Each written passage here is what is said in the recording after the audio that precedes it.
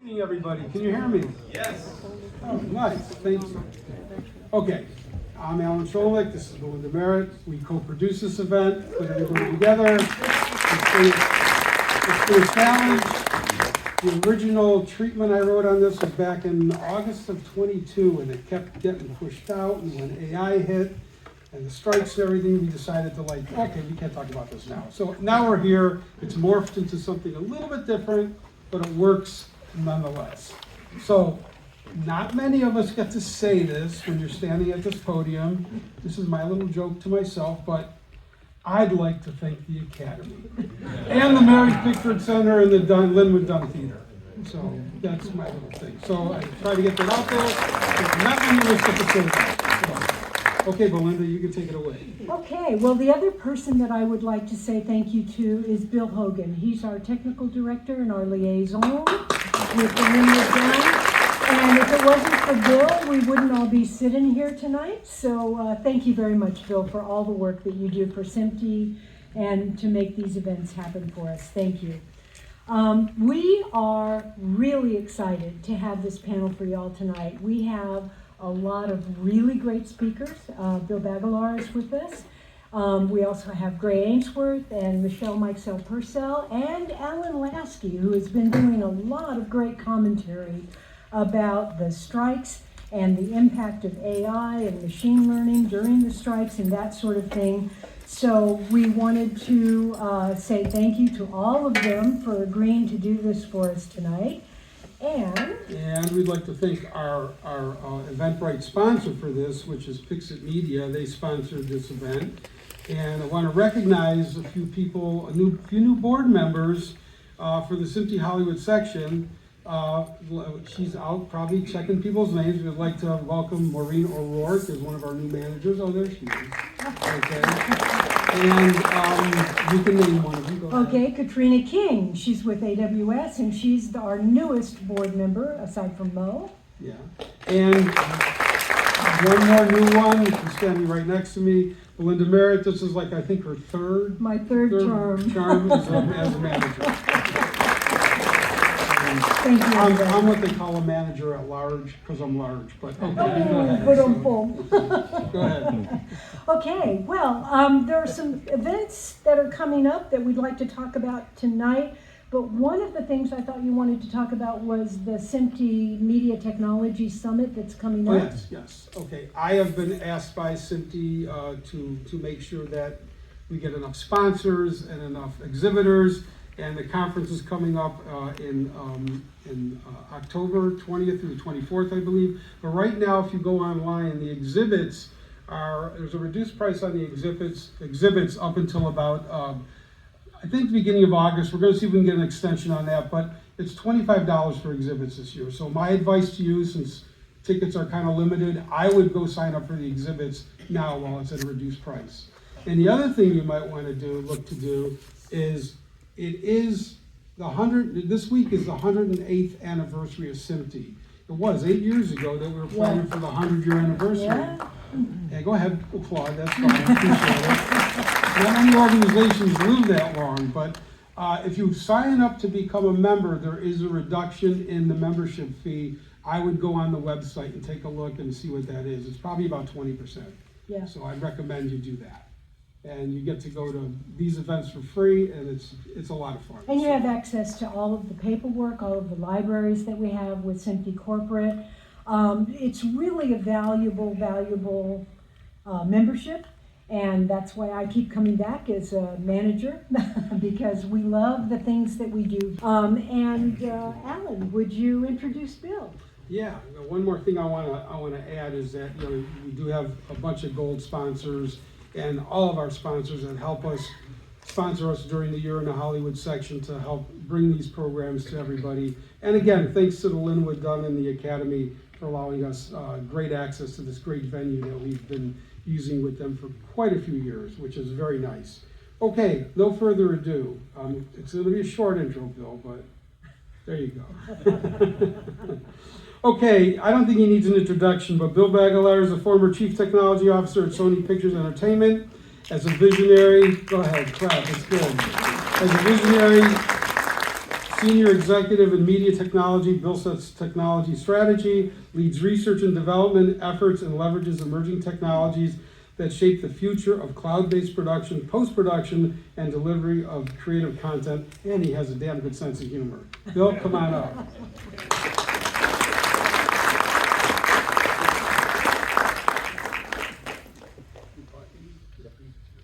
Okay, great. Hi, everyone. Thanks for being here.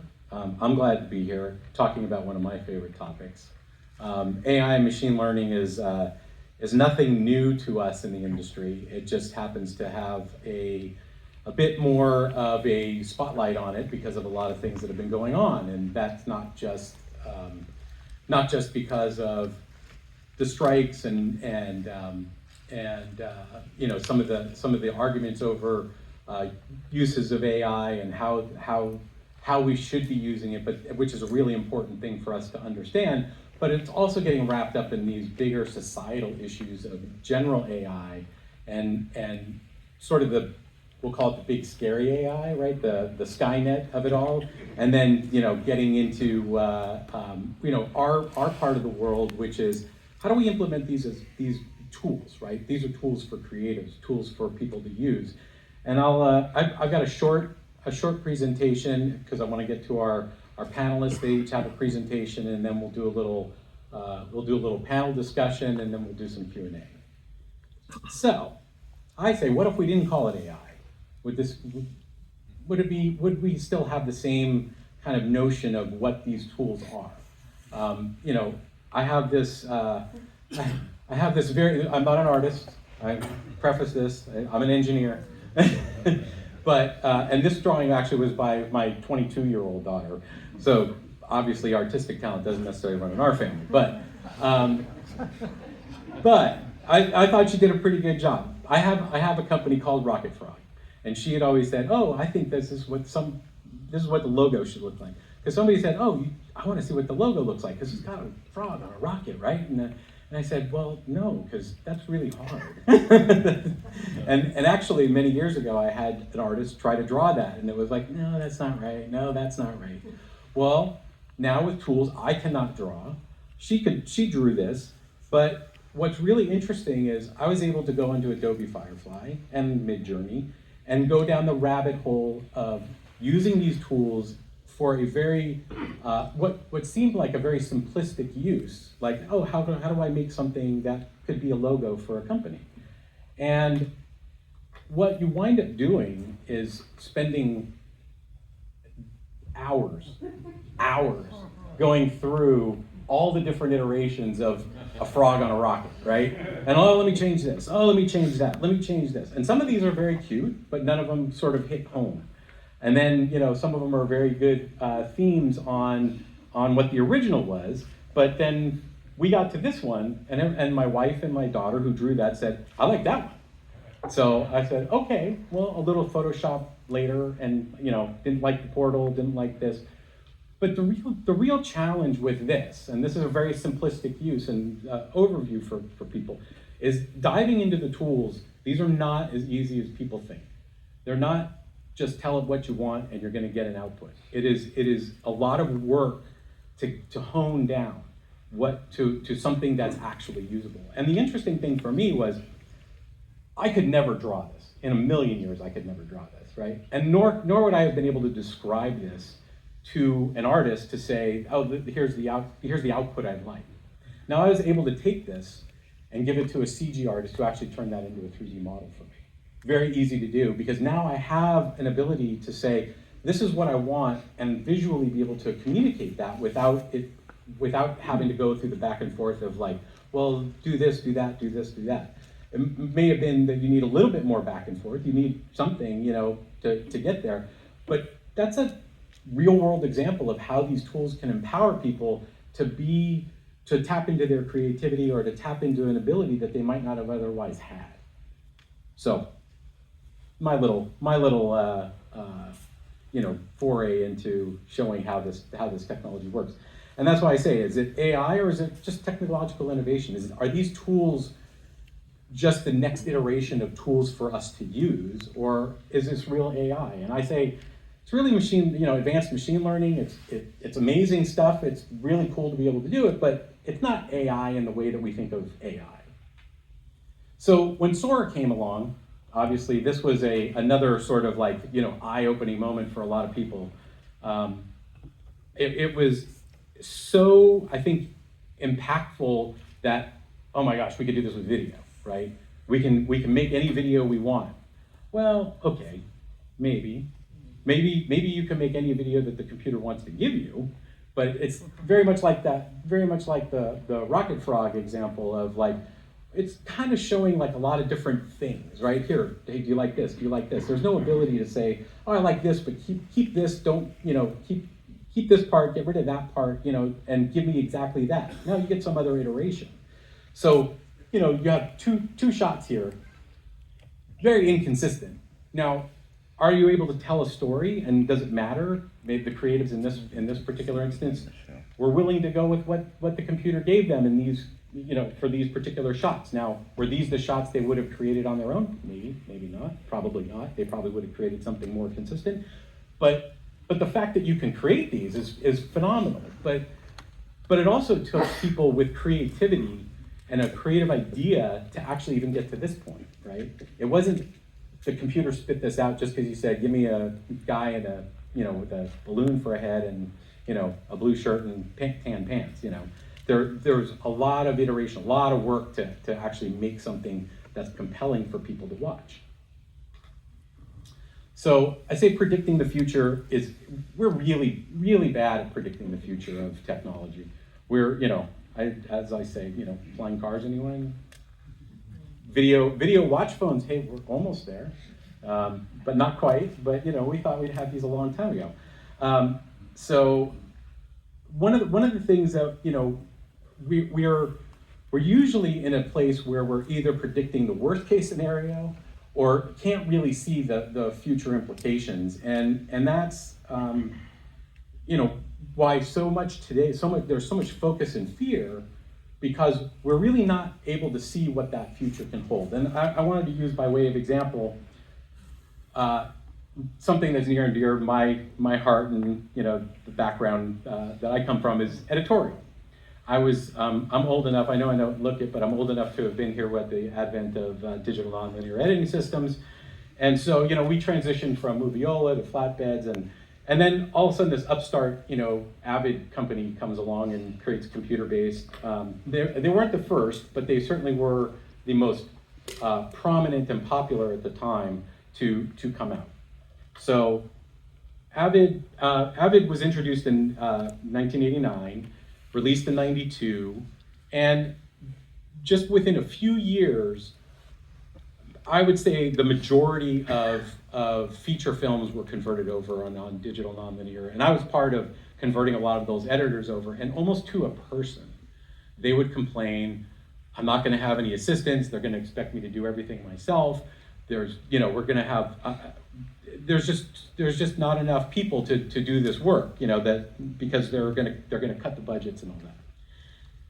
And if you look at an editing room today on any kind of large, and I was working on large budget films, I mean, the number of editors that are on these films now is amazing. I mean, it's exploded, and the number of editors overall has exploded because we've enabled the editors to do their jobs better, faster, and technically cheaper, right? So part of that longer term, 30 years on, there's a lot more editors doing this work and a lot more people, in the trenches than I think they could have predicted at the time when it was like, oh, everything's going to be a computer and everything's going to, we're not going to have any help to do all this stuff.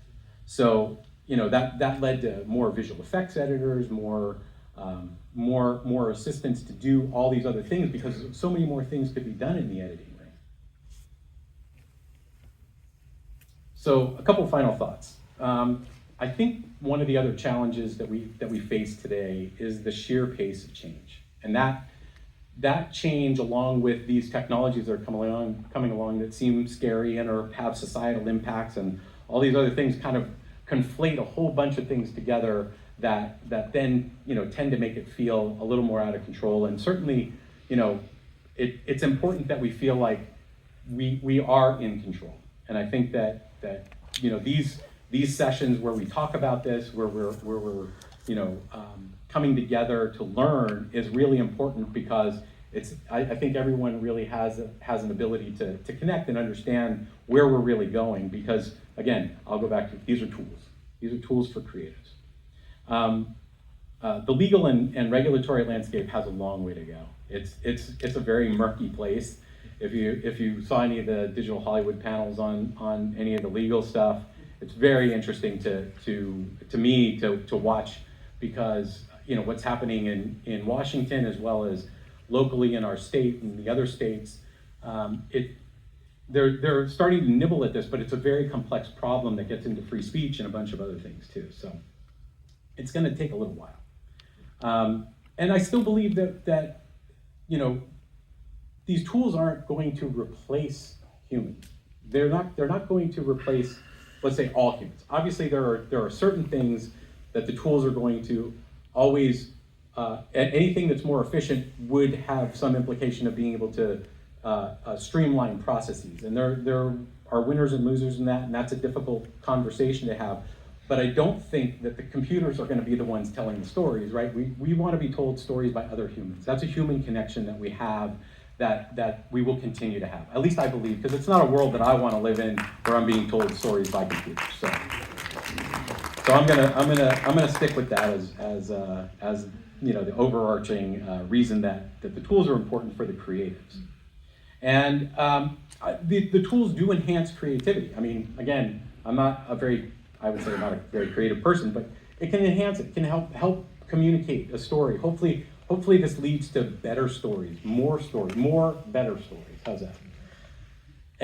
But it's not without its own challenges, right? There are challenges to this technology that we're still working out. It's very early days, and there's a long way to go.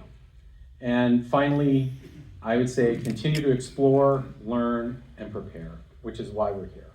So with that, I will turn it over to Gray.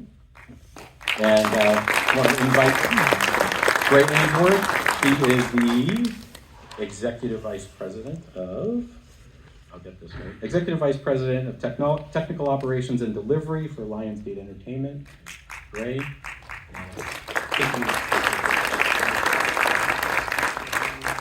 Good evening. Again, thanks to Alan and Belinda for putting this together. I think it'll be an interesting discussion. So my part of this is, I'm just going to talk a little bit about the perspective of a content owner and distributor and what's been going on in AI in our world and what we've been doing to learn and prepare, which I very much agree with and how that's working. We're getting hit at every angle and every day. They're coming in from, you know, our executives, who somebody sits on a board or knows a guy, and then I get a call and says, you need to talk to this guy. He's got the answer that we've all been waiting for. And after the 30th one of those, you start to wear thin. But what I found it helpful is to create a bit of a construct to understand the world and organize the thoughts a little bit about some of these suppliers, because they really are incredibly different in how they're offering their solutions and what they offer. So to me, they boil down to three main categories. There's creative AI. That's the creating something out of nothing. This is the potentially scary part of this. That's where you can give it prompts or you can give it other content and it can give you something back that didn't exist before in some way. And I would also lump AI-based localization into that as well, because I think there is a lot of creativity needed to drive that, which I'm going to talk about and show you an example of or two in a moment. Then there's sales and marketing based. This is hardcore data crunching.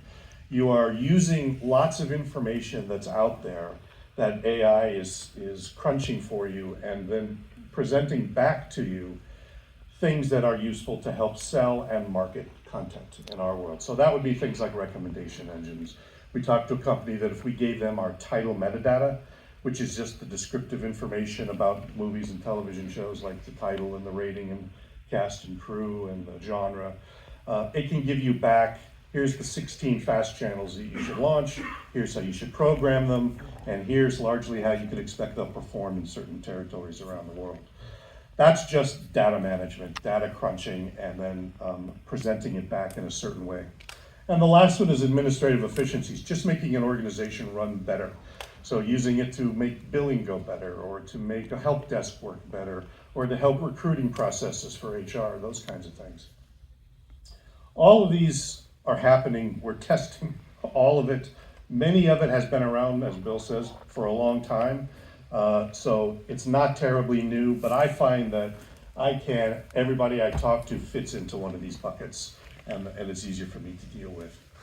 So AI is a marketing problem.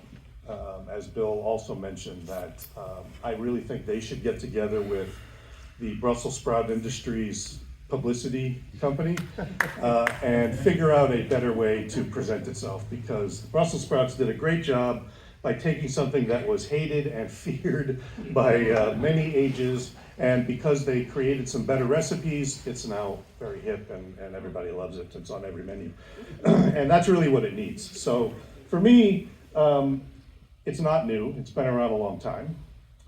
We used to call it software, and in some circles perhaps automation, but it's really, that's what it is. It's these tools that we use to do our jobs and to do them better. It is the evolution of those tools.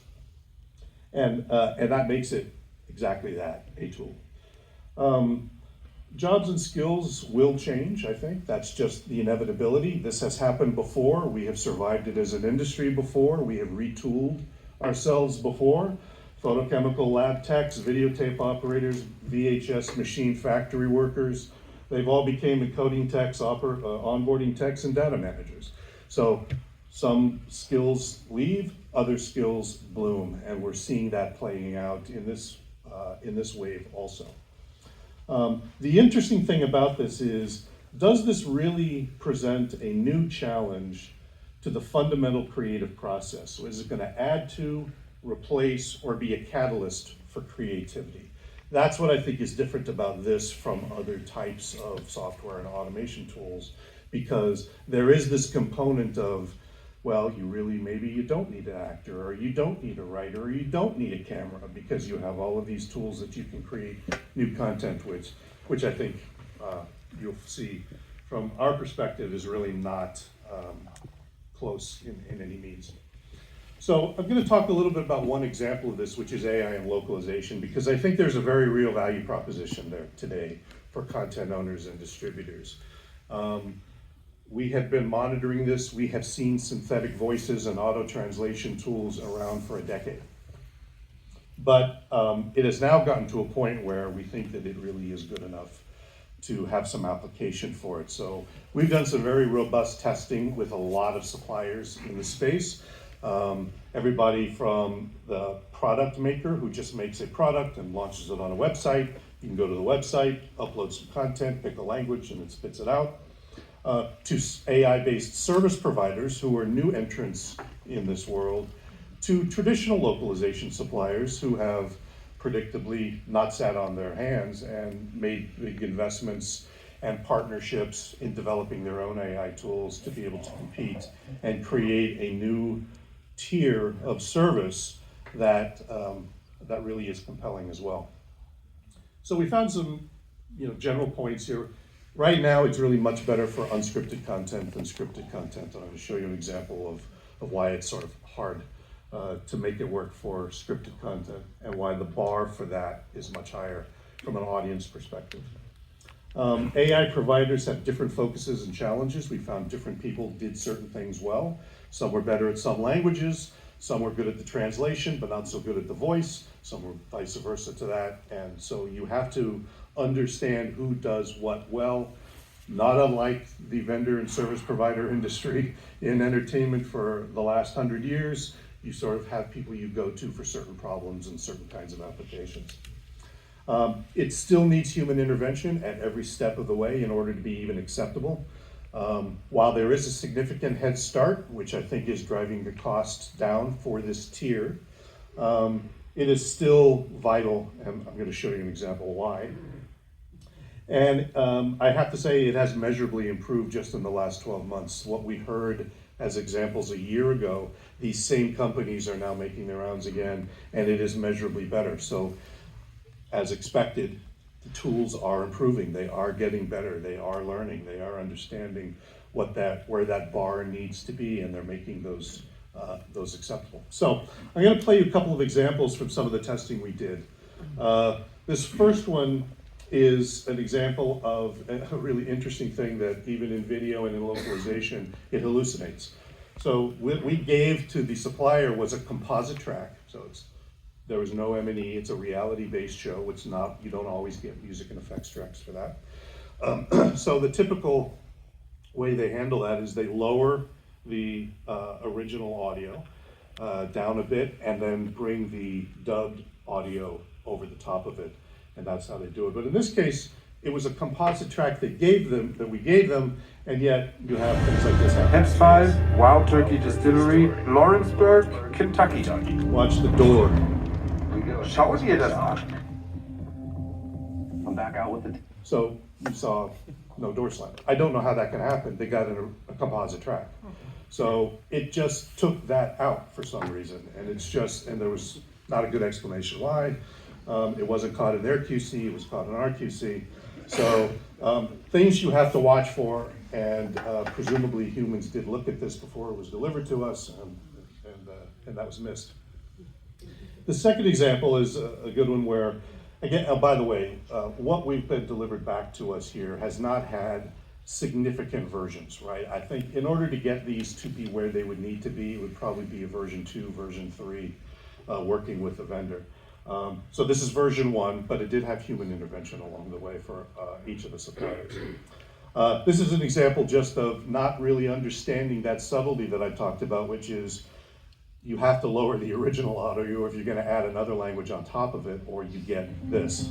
Hallo, willkommen zurück, danke. Ich hatte gern in der 200. Folge mitgearbeitet. Als mir angeboten wurde, nochmal mit Ihnen zu ermitteln, dachte ich mir, klar, das macht Spaß.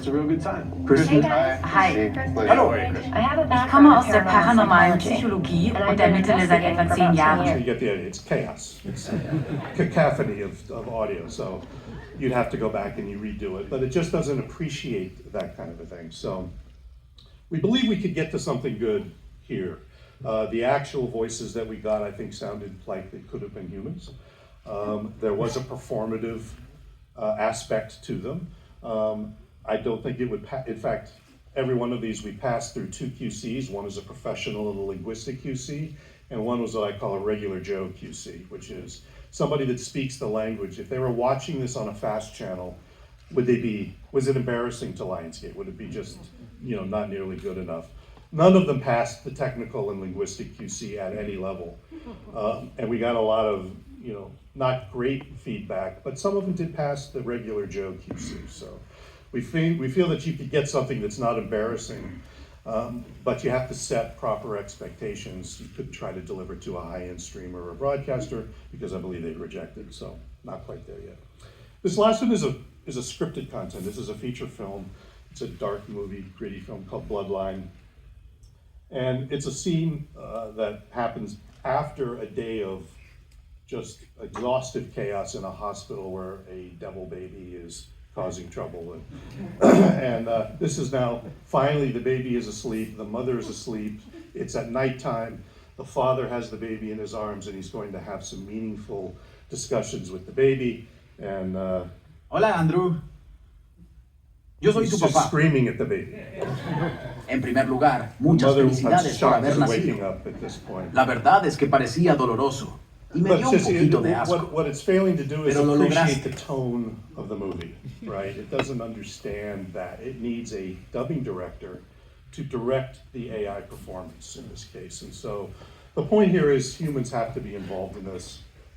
In order to get something right, it's going to take multiple passes to get there. But I do think we are approaching a point where I do think it is good enough for certain tiers of content. So some basic conclusions to the end here for me is AI is really getting good at approximating the way things are today. That's all it can do because it only learns on what exists today. It can't have inspiration. And so I think that what this is going to force us to do is to be more creative and to be more innovative. if you're going to instruct a digital actor to be angry, it can only be angry the way we know angry today. It cannot interpret a new way to express anger. Only humans can do that. And so in order for us to differentiate ourselves from tools that are going to get better and better at approximating the way things are today, we are going to have to be more creative. We are going to have to come up with new ideas, new stories, new ways to present those stories, new ways to act those stories.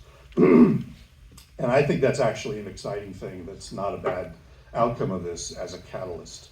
There will be change, there will be retooling, but I think that it is going to be a tool that's going to spur more creativity, which can be very interesting. I have to also say this, we are very far away from that. We have not seen anything that is imminently, I think, at a point where we feel like we could do something with it from a commercial sense. And we've done a lot of testing. We've given it franchises of content in our library and then asked for an episode, if they could do a 13-episode animated TV show of that series. And not yet. Just not yet. But it was they gave us something, so there was something to do there. And lastly, it's causing us to, I think, redefine what SAGE is for us, which is speed, accuracy, and good enough. And I do think that there are real advantages to using these tools, or at least that are pointing us in that direction. We are able to get certain things done faster, which I think ultimately allows us to do more. It doesn't allow us, it doesn't cause things to go away as much as it does cause us to be able to do more, because that's just how this industry works.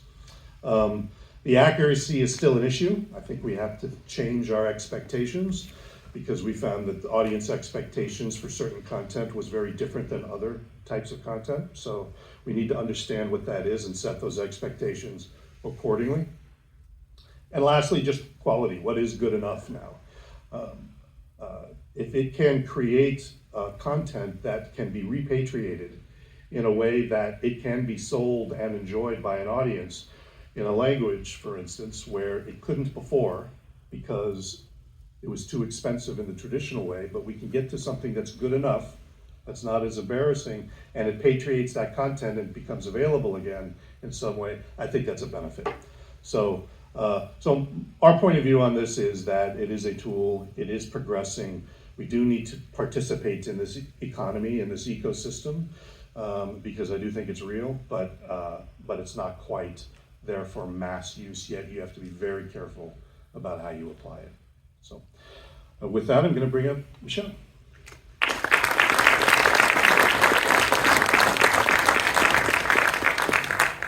I'll help you find it. Oh, you got it? I got it.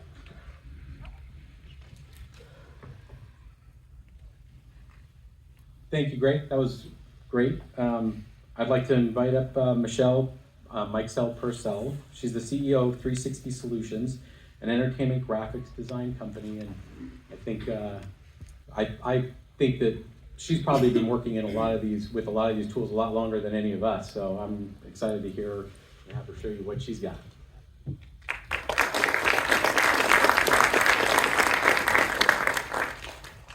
Hi, thank you so much for having me here tonight to talk about how AI is being used in graphic design for the entertainment industry.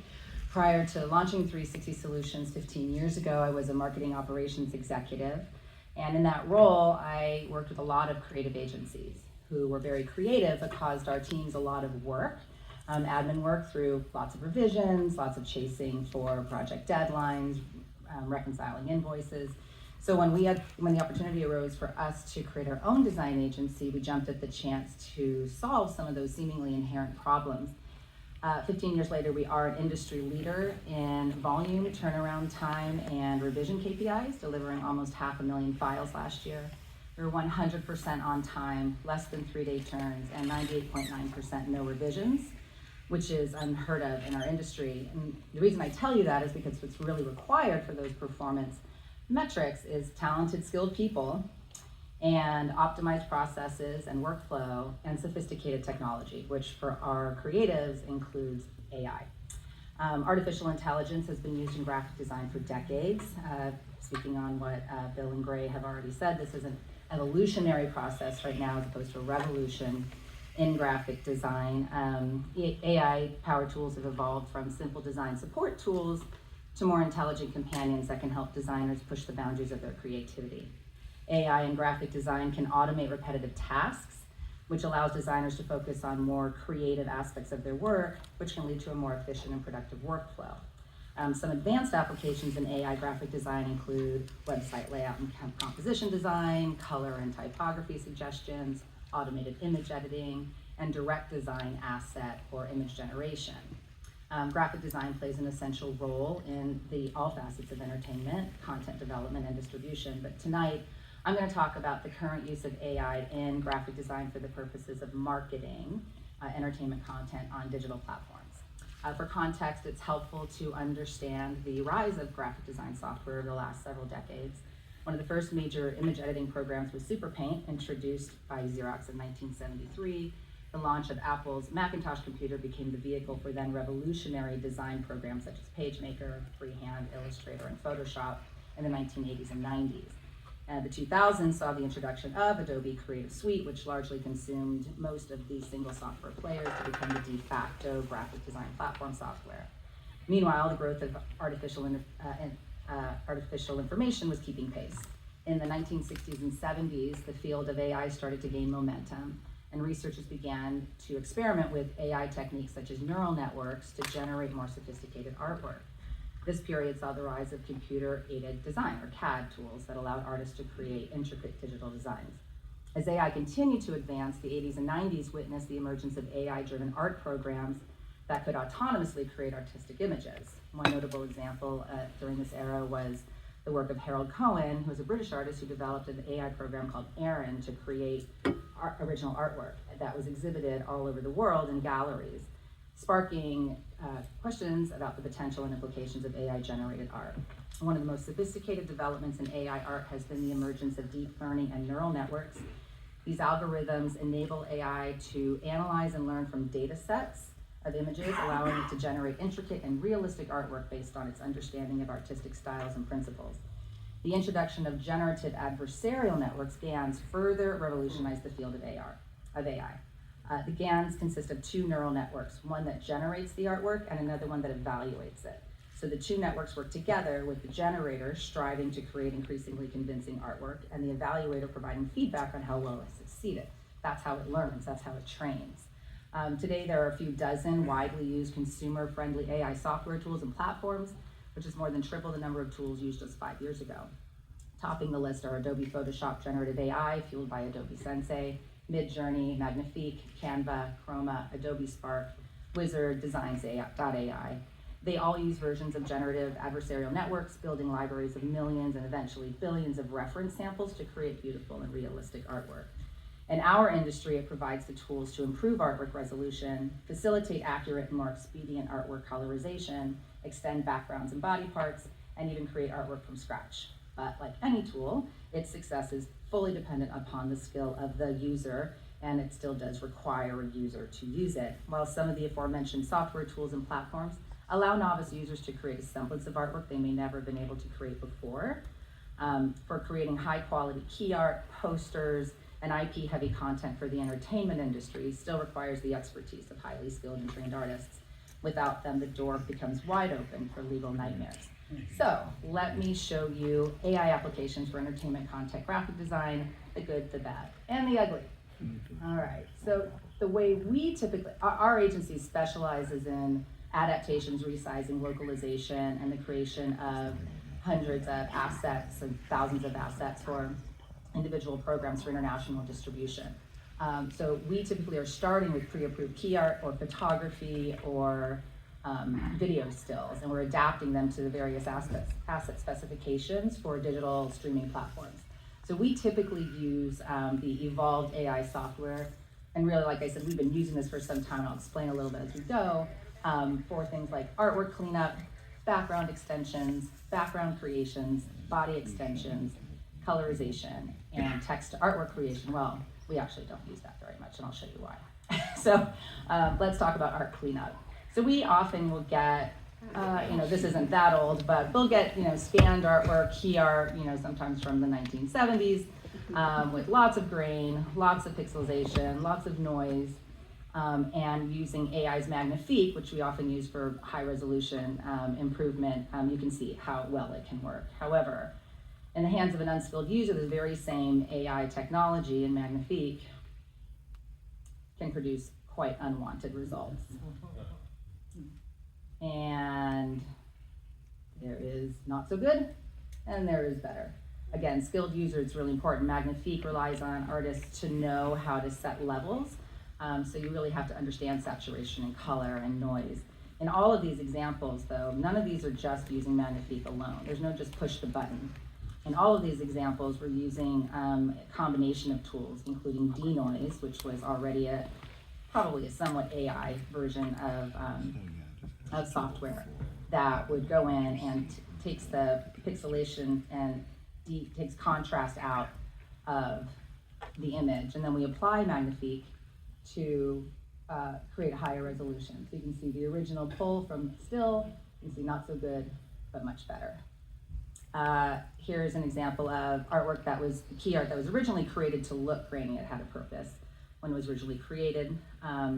We take that artwork, we run it through denoise, Magnifique, apply some AI software. You can see that it can be sort of modernized for today's audiences on digital platforms. However, speaking about hallucinations, here's a great example. This is AI run amok. Don't know who that guy is over there on the left, but we've introduced some monster creatures into this fabulously approved key art, which I'm sure we would hear a lot from our clients on. Background extensions, sometimes it's great. Here's an example where we'll often get artwork or photography that's one size, right? And we need to expand, adapt it to larger canvases. Using Photoshop Generative AI, which is our primary go-to tool, it's probably the best that does this kind of work. Artists will take various pieces of the background, and you want to start with small pieces and kind of expand out. Photoshop Generative AI will give you, as you saw with Bill's example, give you several options to pick from. So an artist has to be thoughtful and mindful of what it is they're trying to create. You can see how well it handles background images. Here's an example as well, taking a background of the trees and expanding it. So you can see it handles backgrounds pretty well. It's learned a lot over the years. However, not all background extensions are created equally. Same art, just push the button, and this is what AI will give you. Don't even know where that is. No. Some kind of acid trip on the right over there, where's the car? Just creating whole cloth what it wants. Sometimes it's nuanced, it's not blatantly crazy, but that does not look good. And no, any design agency that puts that out should not be your design agency anymore. And similarly here, this uses some level of text input and will copy the people. And you can see it doesn't handle faces very well. So those are background extensions. Background creations we do a lot of as well. So for instance, we may get, a lot of times we'll just get studio art, we'll get photography or PR images, and we're asked to essentially create key art from them. What might have taken us several hours to do before, now we can do something like this in an hour. Still takes a person, you still need to have some creative intent, you still take a lot of different options, and often we're using multiple tools here. We're blending artwork and we're blending backgrounds. But it gives you so many more options. You can use images that you might not really have been able to use before. You can clean them up well, and you can create some really cool backgrounds pretty quickly. So again, speed, efficiency, very important for our agency. So these tools have been actually very helpful in our ability to turn around some pretty cool stuff pretty quickly. Great example, you can see it at work, fabulous. However, what happens when you let AI just do its thing? I didn't mean. So body extensions. So body extensions can be used to be quite difficult. We would usually use Photoshop, cloning techniques, or content fill, which was another form of AI, just an earlier iteration of it. And it would take quite a long time. We'll often get pieces of art that's cut off, right? Because it was created for a certain key art or created for a certain purpose, and it's missing their legs. So we need to fill those in, need to fill the background in. This may have been done really badly or not able to do before at all. But you can see that with AI, again, in the hands of a skilled user, and create some pretty realistic semblances of legs, body parts, what you're looking for, and it's really cut time in half. Here's an example of getting key art that was obviously created for packaging, and so in order to extend the background and create, put it on a larger canvas for digital purposes, we needed to create her boot, we needed to create his feet, right? All the folks in the background.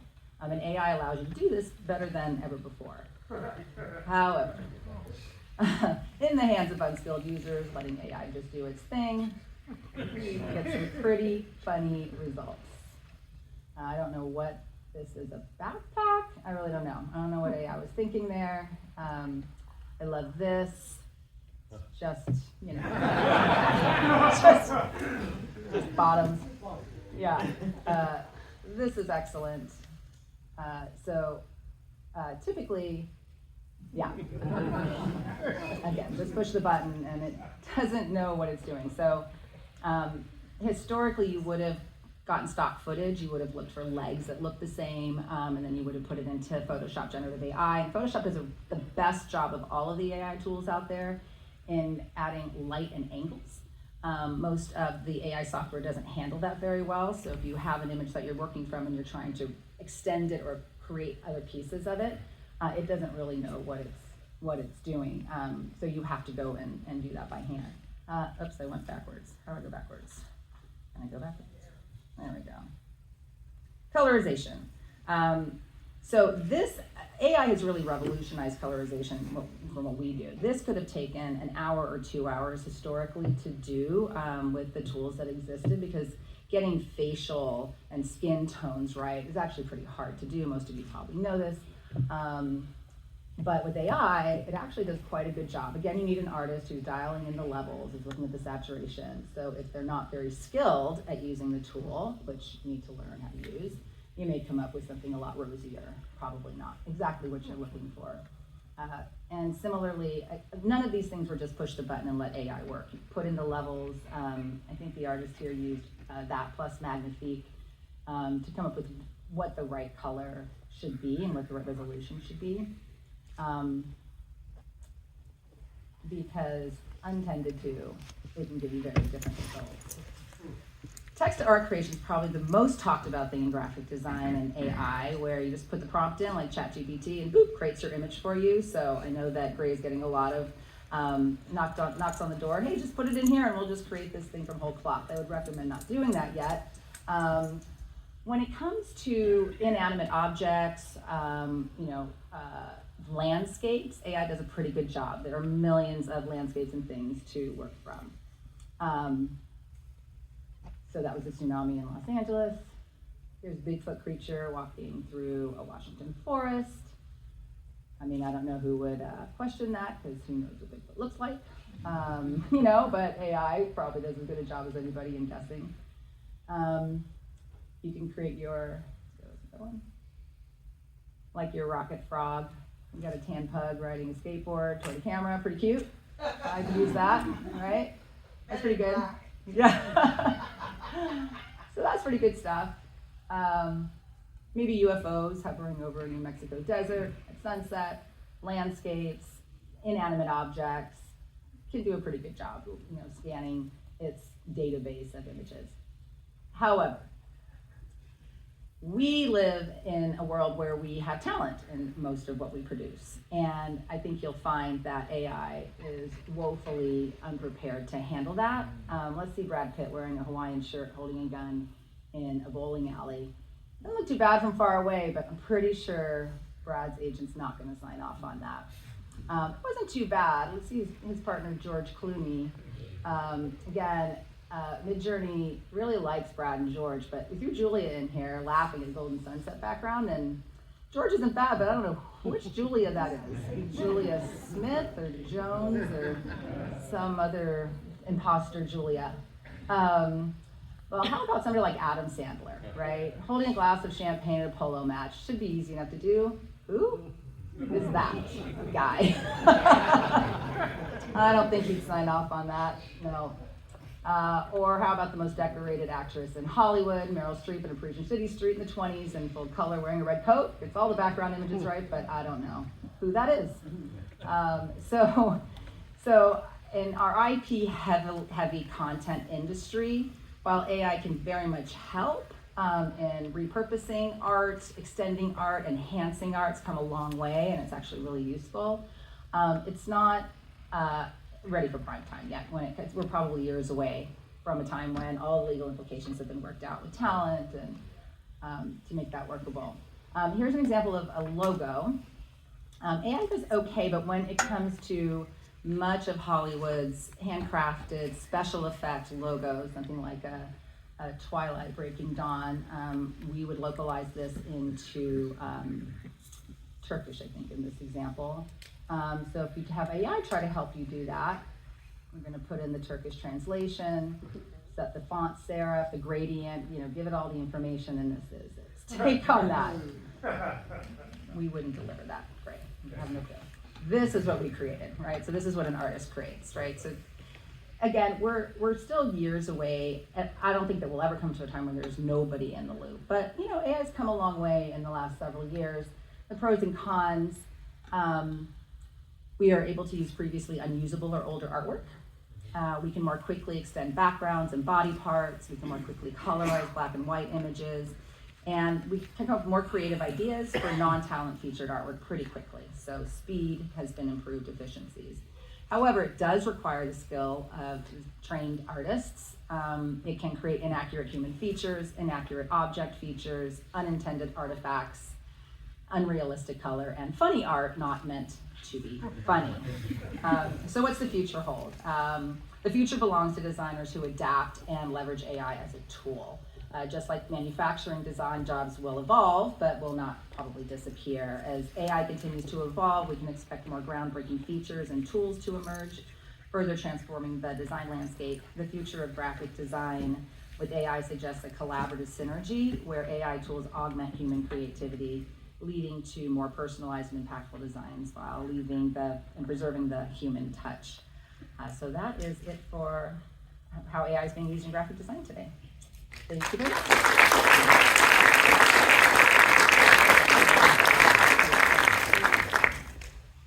Thanks, Michelle. That was thoroughly entertaining. But now we start to enter into the actual entertainment portion of the evening. As I bring up Alan Lasky, he's an industry technologist, and therapy after this may just be on your own, so sorry. You look at my presentation? Yeah. Welcome, and today we're going to take this now off into a little bit of a different direction. And I wanted to talk to you about a bunch of stuff as far as AI is concerned. And so I'm just going to dive right in. My talk is called The Ghosts in the Machine Room, AI in Media and Entertainment. And so what I wanted to talk to you about was, first of all, I wanted to do a little bit of a level set. And I don't want to really bum anybody out, but I think it's important that we level set where we are right now in July 2024. And I think that the film and entertainment industry, as we all know, is at a once-in-a-generation inflection point. We have not seen anything like this. And I think we've all seen the headlines. We all know what's going on. I mean, I don't have to belabor those points at all. I think you all know that. And one of the interesting things for me is that artificial intelligence has really become the sort of folk devil and moral panic of this moment. And I don't know if you guys have ever read this, but this is a really interesting bit of sociology about how these things come about. It started with the mods and the rockers. I don't know if you've ever seen Quadrophenia. So you know that the mods and the rockers were, one of these things. And, England is really well known for this. With like, oh my God, they're panicking in the streets. They're beating everyone to death over but they're on motorbikes. And so it's a really important thing to really read this, because AI has become the folk devil in Hollywood right now. So this is really important. Okay, even talking about AI can be dangerous.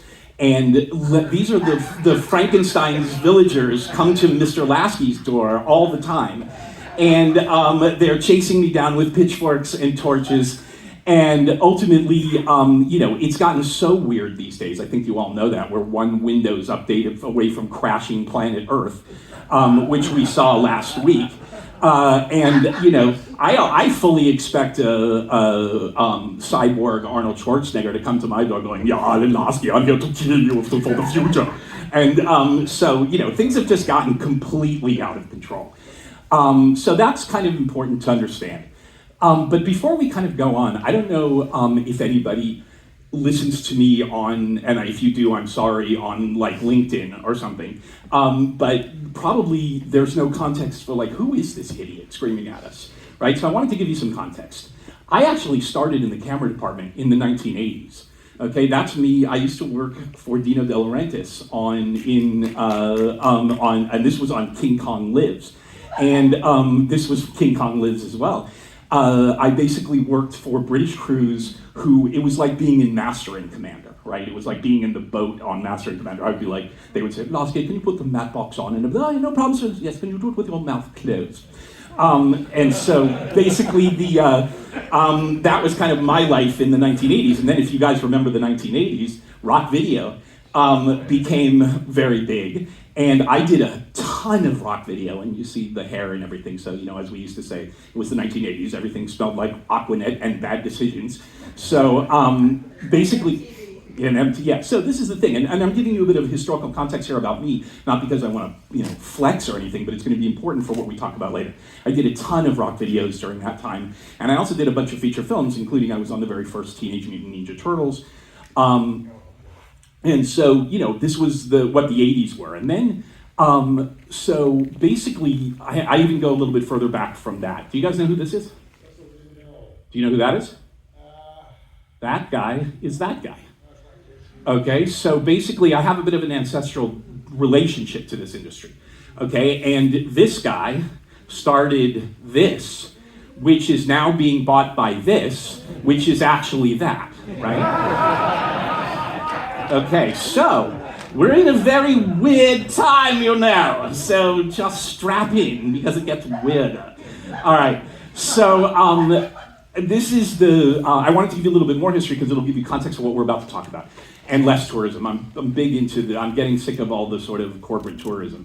I went back to school. I got my degree after the sort of crazy thing in the 80s at MIT's Media Lab. Again, not a flex, but I learned a lot about digital. I then got into visual effects and I got post-traumatic stress disorder. I worked on a bunch of movies in visual effects. I did this thing where I was in Germany. I was a LiDAR supervisor, so I did 3D capture and everything. And I did this movie, Enemy at the Gates, the two snipers hunting each other.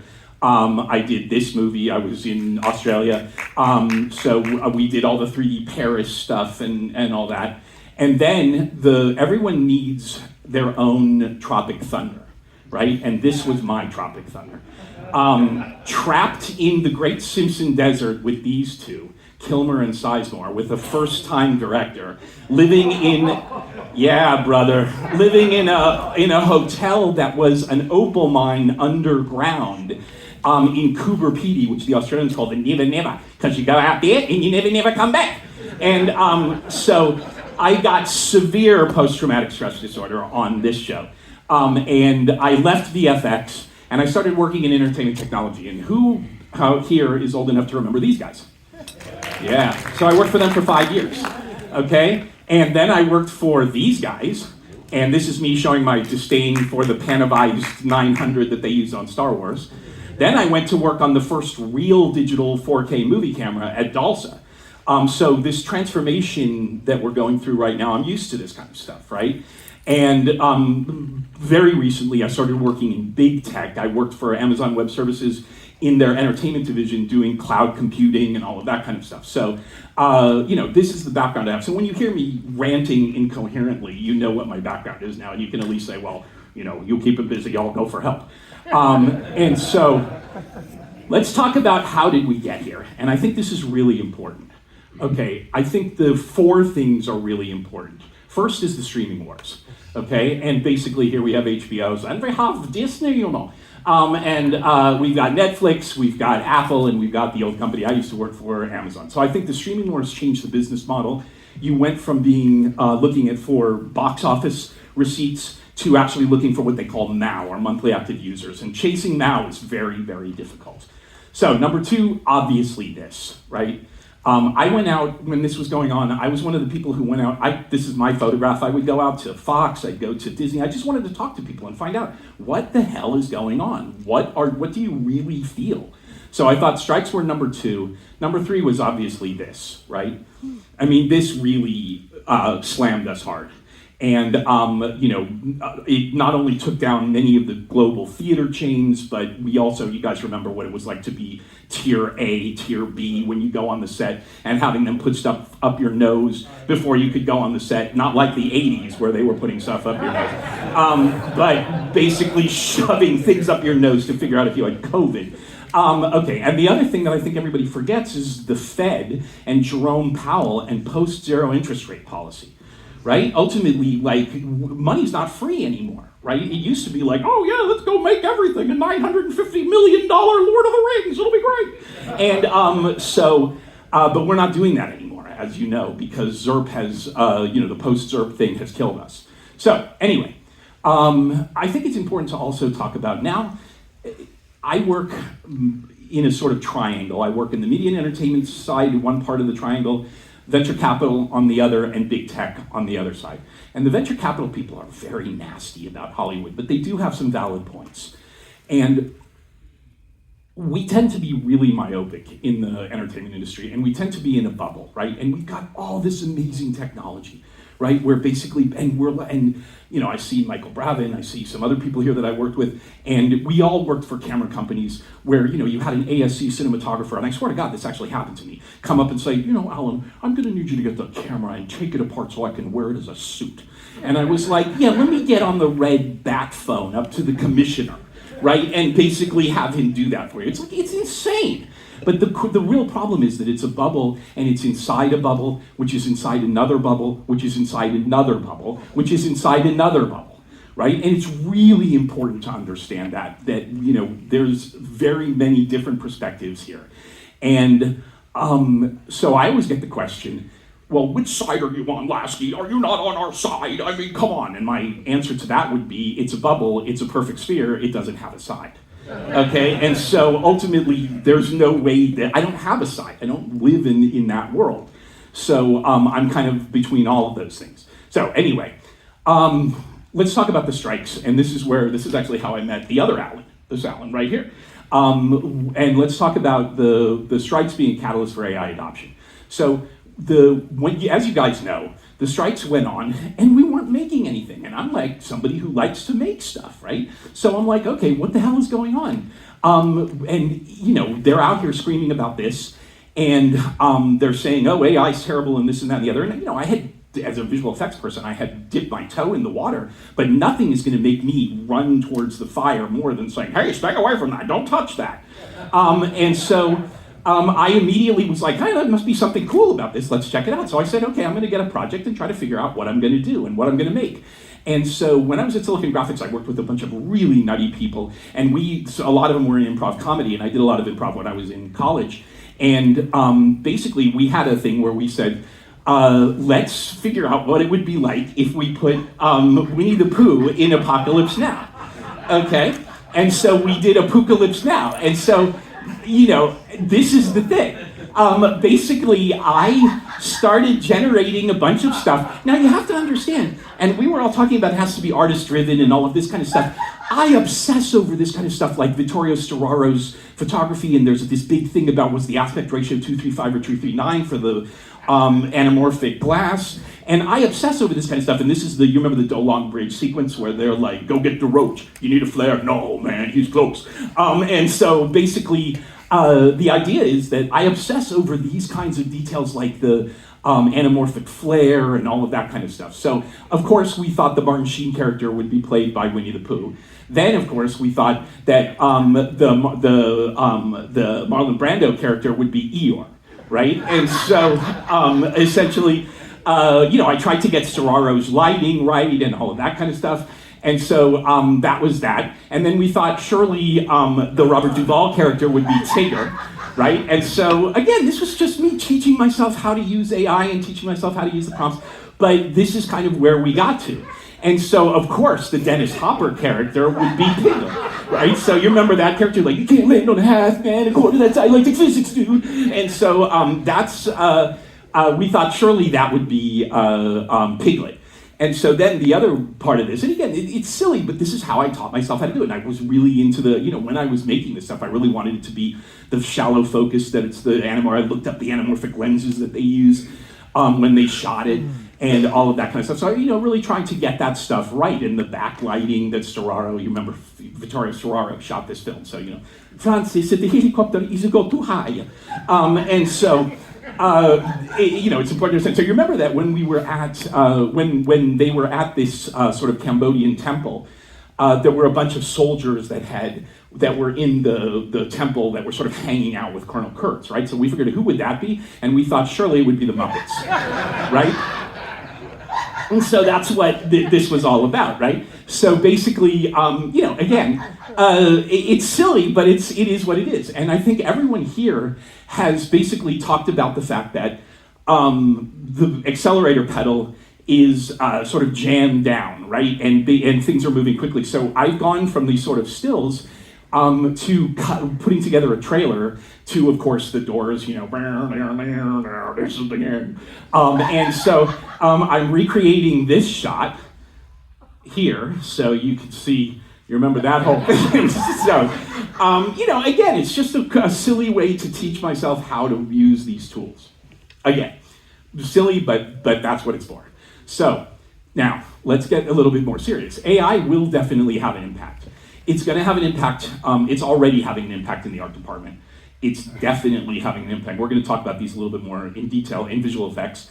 Obviously editorial, obviously sound, and I wanted to talk a little bit about the art department and how I was brought in on a project.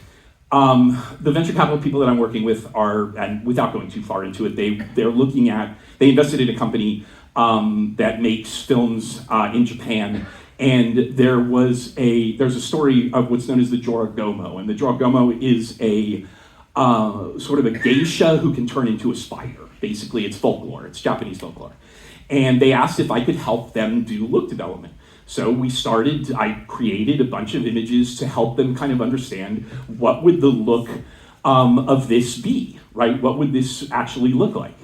And so we developed a bunch of these kind of there are tons of these things, right? Just iteration after iteration after iteration, trying to understand what it is that this would look like. So I just generated all this stuff, and we gave it to them, and it was great. So let's talk about VFX, because this is kind of near and dear to my post-traumatic stress disorder heart. So automation is a big part of this. And I'll put this out there right now. Do I think this is going to be like, again, and everyone has mentioned it, and they're correct. This is not a plug-and-play solution. You don't walk in and say, oh, I need a spaceship. It's not that right now. This is basically going to help with low-level tasks.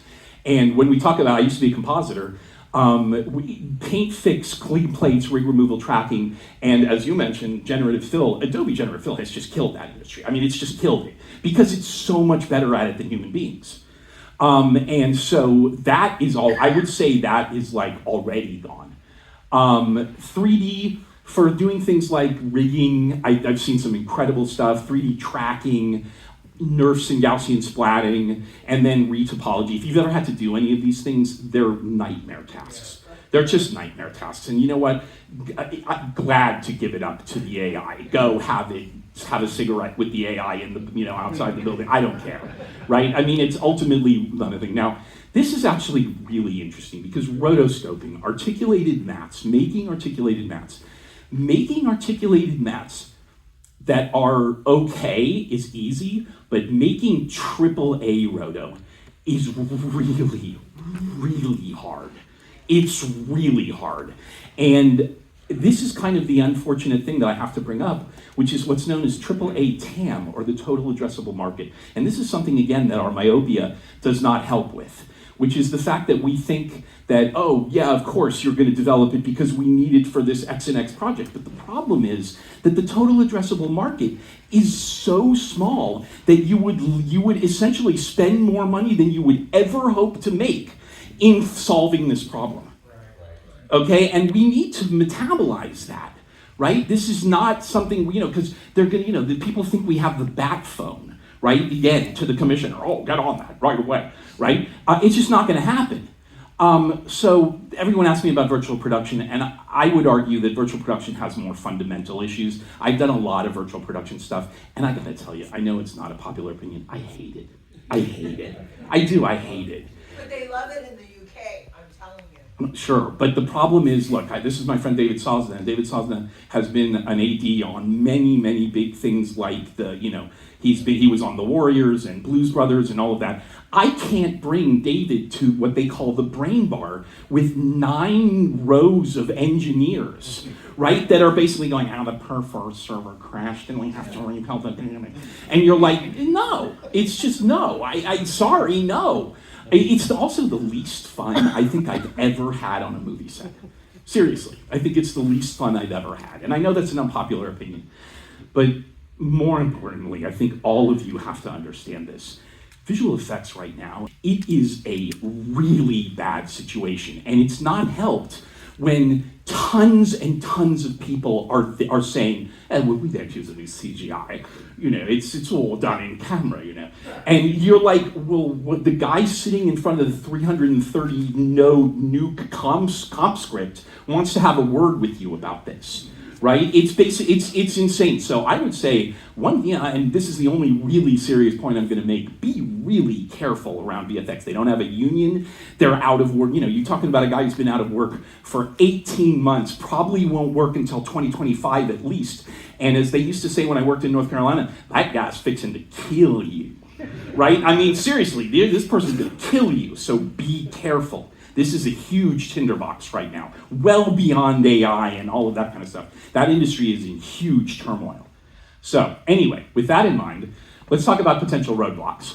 The first potential roadblock is obviously in terms of copyright and intellectual property. And the reason I put this up there is that's the monkey selfie, right? There was a case where the monkey took its own picture when the dude left the tripod, and then they tried to assign copyright to the monkey. And this became a huge case as far as intellectual property is concerned.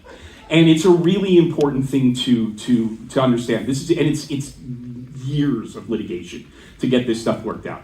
The next one is the business model. And this is a bit of a weird picture, but this is my sort of picture of, it was late at night and I was prompting, and instead of putting the ghost in the machine, I put the goat in the machine in. And I ended up with hundreds and hundreds of vending machines with goats. And I was like, oh, it's the greatest thing I've ever seen in my life. And so, but the reason that I use this as essentially as the metaphor for the business model, this idea of sort of putting a quarter in, and you mentioned Magnifique, which I use all the time, it's one of these things where it's a monthly active user business model right now. This business model is not going to pay the bills, okay? It's just simply, the business models have to evolve in order for this to come about in a way that is going to basically provide enough return on investment. So, with that being said, there's another huge one, which people don't really think about, which is environmental. And I don't know if you're following how it takes to cool these data centers where the GPUs are. It's huge. This is a character that I started in AI called Kevin. I always put him in the worst situation. And this is Kevin's first day where they have to flood the data center in order to get it to cool down. But this is a huge problem. The environmental impact is huge. And it hasn't been solved, right? They're just like, yeah, whatever, steal water from countries that can't afford to shoot at us. Right, and so it's a huge issue. I'm sorry? Well, power and cooling go right together. So the other one obviously is legislative, right? There's going to be a time very soon where they're going to bang the gavel and say, hold on, right? So that's an important one. There's another one too, which if you look at my sort of vague reference to Lou Wasserman here, is the idea basically is that, there's a big question out there. Why haven't the studios sued the big AI companies for mining their data, right? Yeah, why indeed? Why indeed? So, there's obviously something going on. And then the other one that I wanted to talk about is the existential one. That's I find the weirdest and the most interesting. Do you guys know who that is? That's Marvin Minsky, the godfather of artificial intelligence.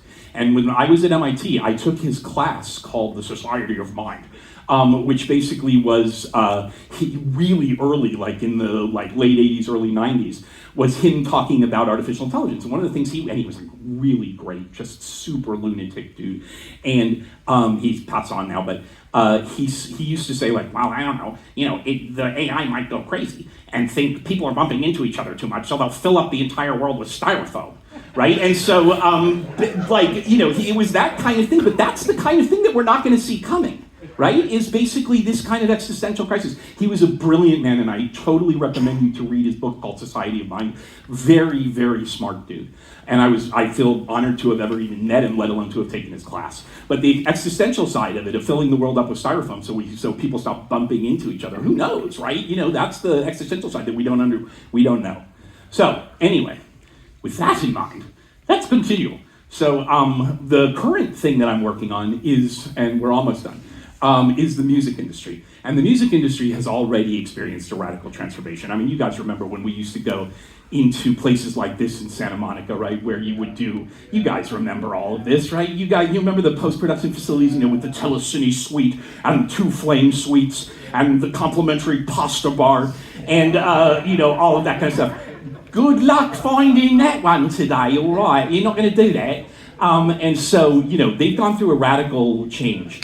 Also, we're not spending $250,000 to $1 million on rock videos anymore, right? It's just simply not going to happen. And these guys, for all intents and purposes, are gone. Okay, so they're gone. And now, the sort of as a corollary to that, the demand for music content on social media has skyrocketed. And you know that you need to provide YouTube, Instagram, TikTok, and they all require unique visual content with essentially different aspect ratios, different times, all of that kind of stuff.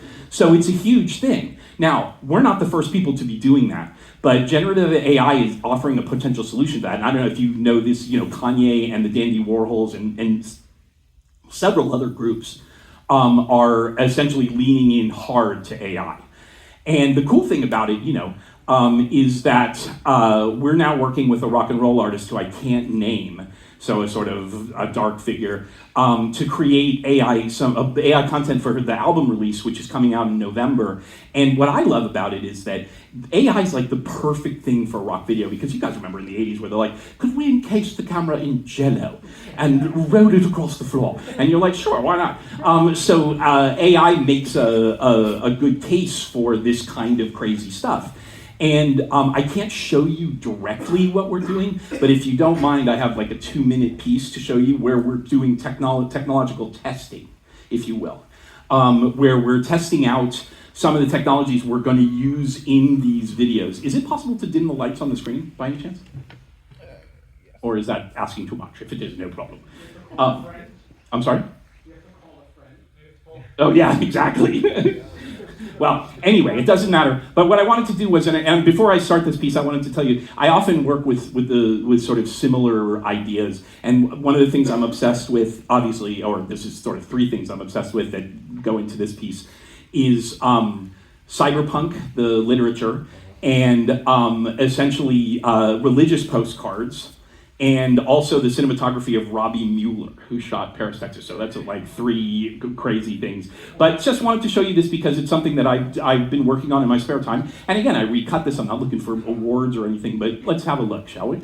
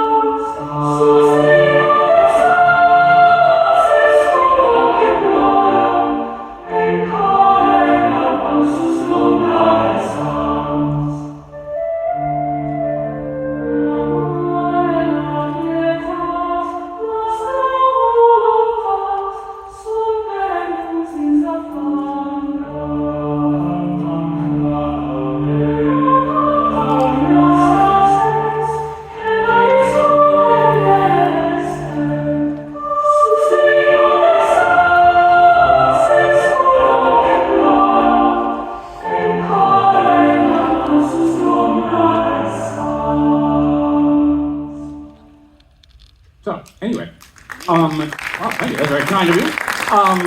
But again, we're testing out different theories of things that we can do, and you were talking about Brad Pitt and everything, and I will sort of take that a step further, which is that the person that we're working with, we are creating a training model of that person's likeness, and that will help to get away from that, is that Julia Roberts or, Tia Carrere thing that's going on right there, So we're working on that. So anyway, I'm gonna wrap it up here. And as far as training is concerned, I just wanted to give you a quick overview of, if you guys want to do this, everybody can do this. Get on Discord. You don't take a picture of this until the end. If you want to do the visual stuff, get on Midjourney. If you want to do video stuff, go to Luma AI or go to Gen 3, which is essentially Runway. And then if you want to do sound, 11 Labs is really interesting. If you want to do music, I did the music for that piece. I actually asked it to do a Cathar hymn in the original Occitan language, and that's what that was. So if you want to go super hardcore, go into Comfy UI, but you have to have a background in node-based compositing and things like that for that to really make sense. All the learning resources, YouTube is a great learning resource. The Cozy Kitchen is a guy that I went to school with, this guy, John Maida. He works now as a principal research scientist at Microsoft. Great dude. And he's got a great YouTube channel that he calls Mr. Maida's Cozy AI Kitchen, and it's pretty nuts. And he's a really great dude. I went to school with him. He's great. And I used to teach VFX and CGI, and I'd only be happy to, if anybody wanted to do a seminar, like a weekend seminar on making AI films, I'd be happy to do it. I just don't have the resources to do it. Hang on one second. And so ultimately and I wanted to go a little bit deeper, and I wanted to tell you, everybody's like, oh, AI, it's this, it's terrible, it's bad and everything. I actually think it's super cool to be working with something you totally don't understand. I think it's really great, and I don't know if you guys have read these, okay? But I would highly recommend that you do. This is William Gibson, and this is actually, Apple is making this first one into a series. This is what's known as the Sprawl Trilogy. Okay, and the Sprawl Trilogy you should definitely read this. It's really great, and you should definitely read the second one, because it's all about what happens when you collaborate with AI. So anyway, that's all I have to say for you. It was 100% pure propaganda, and I'm sorry. All right, cool. I'm going to turn this mic off. Is that cool? Thank you, Alan. All right, everybody, let's take a deep breath. In, out. In, out. Okay. So I'd like to invite the panelists up, and we'll have a little conversation, and then we'll get to audience Q&A. So certainly think about your questions. I'm sure you have many now, but we'll get into it. Well, thank you. That was fantastic, all of you. And the first thing I want to get into is, I think one of the things that was kind of touched upon but not really addressed completely, a little bit from you on the venture side, is you've been approached by these companies. You're working with these companies. A lot of what you talked about, why are the studios and not going after these big tech companies? Why is all this happening? Because there's a lot of money in this right now, and this is part of the hype cycle of this.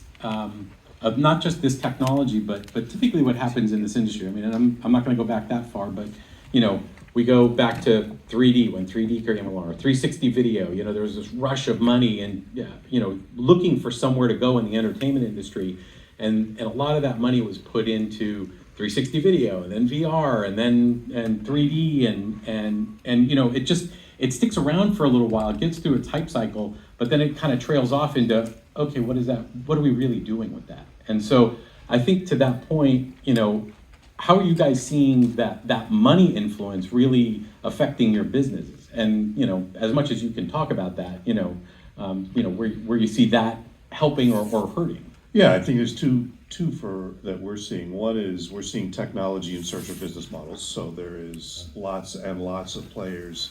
Another reason to be cautious, because I think there's going to be some consolidation and some sorting out there. But you're right, the fact is, you put AI in the name of your company, you're gonna be able to raise some money right now and then come out and be able to pitch it to content owners. And because of that value, because of these incredible valuations that are going around right now, they're getting all this attention, which is why we are having 10 discussions a week and they're coming in from all over, every angle in the company. However, the bottom line still remains the same, which is that the efficiencies and the advancements that I think AI promises is fundamentally changing our business models, because as I mentioned, we are able to patriate content that hasn't been exploitable before. If you can do a German dub for a seventh the cost at a good enough quality level, you can suddenly make money off of it, whereas before, at the traditional cost, which is 7 times that amount, you can't make money off of it because you're not going to see those license fees. So, so cost cutting and potential for additional revenue is a really good recipe for content owners to be able to apply these tools.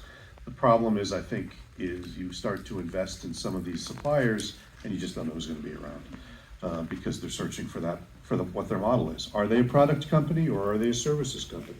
They fancy themselves as everything right now. They are not service companies, I'll tell you that. So, Well, I think they feel like they have to be, because it's not technology that you can put in the hands of, either your people or necessarily at the service companies that traditionally work. but I think they're But yeah. learning. I think they're learning that. Yeah, yeah. Right? Is that we can't do it for, at least for high-end scripted Hollywood content. We're going to have to manipulate this in some way, which means we're going to need to have knowledgeable people able to manipulate it. Yeah, for us, the cost proposition for us is actually very good. These are not, to Alan's point, these are not expensive software tools. I think they're anywhere from $10 a user to $60 a user per month. So we're all excited about more companies coming into the fold, but they don't deliver, many of them don't deliver on the promise that they have. So we investigate most of them, and as you saw in my presentation, most of what we use is Photoshop generative AI, Midjourney and Magnifique. Those are kind of the primary players for us. So, they're not that expensive and they're useful, and, we're happy for them to be constantly iterating because it makes our job easier and gives us more options. So. Oh, that's okay. There's 2 more other companies that just started up today. That, Yes, no. Yeah. That's right. We'll be I think the .ai domain is probably one of the most popular since .com. So it's kind of crazy. I don't know if you have thoughts on the money aspect and how that's playing into the hype cycle. And, yeah, I'm sure you do. But I have to be super careful. Sure. What I say, because I'm under about 8 trillion pounds of NDA. But what I said, I'll stand by. I get it that we want to solve these problems, but solving these problems for Hollywood, it's not going to be a recurring revenue thing. I'm sorry. Right, and I had to learn that lesson the hard way. My brother is a venture capitalist. He's a partner at Benchmark Capital, and he always says, "Oh, Alan, this is another Alan Lasky project that 4 people on Earth can use, and 1 person will pay for." And he, in a way, he's actually right. And so, yeah, I get it. I want to solve Roto, right? I want to solve all of that, but the total addressable market is so negligible as to be impossible. Yeah, no, and I think the other challenge is, we've pushed the cost model on so many of these processes down. I mean, just through natural, outsourcing, and these have become commoditized, that the price is already pretty low for a lot of these services. And so it's not like you're replacing the real high dollar processes at the moment, and until you can do that, it doesn't really. I don't want to say it doesn't move the needle, but it's interesting, but challenging from that standpoint. Venture capital is always looking for, they want 1 billion consumers, I mean, they want not 5x return, right? That's what they call a lifestyle business. It's great. You can pay for Pilates and your Jaguar and all of that kind of stuff, but that's not the return they're looking for. Right. I mean, it's a really harsh thing, and I know it's not something that people like to hear, because believe me, I'm like, I worked on LiDAR. Right. And 4K digital cameras. People are like, what are you doing? Right? You know what I mean? It's those are not high TAM. Remember that word, total addressable market. That is a huge hugely important thing. Yeah. So now, touching on some of where we were discussing, where you guys were talking about, you're utilizing some of these tools. You need skilled, trained people. What is the labor side of this? What are your artists and talent, either within the studio or within, service companies like yourself, like how are they reacting to it? Are they receptive? Are they concerned? Is it a mixture? Very receptive for Yeah. our artists. They're great tools. It does require education, so a lot of them have to go back to school on it. There's not a lot of training to be done. A lot of it is trial and error, so our technologists get in there and they play with them and they try them out and then they roll them out to the rest of the team and they it's self-taught.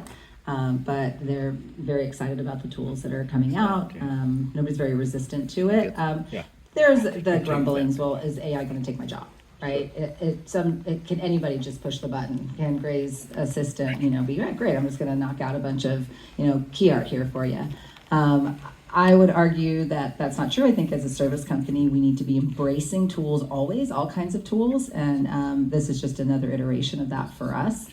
Because we are a services company, and so we have trained and skilled users. It's not the core competency generally of Lionsgate as a distribution and content production company, for instance, to be training graphic designers and having them, create this kind of work. So a lot of that stuff continues to be outsourced. We love to be the agency to be there front and center, so we're fully embracing it and on the front lines of using it. I think the managers of this work, which is really the structure of the studios we're managing or strategizing with this, there needs to be a lot more education, there needs to be a lot more understanding. They don't really understand it enough.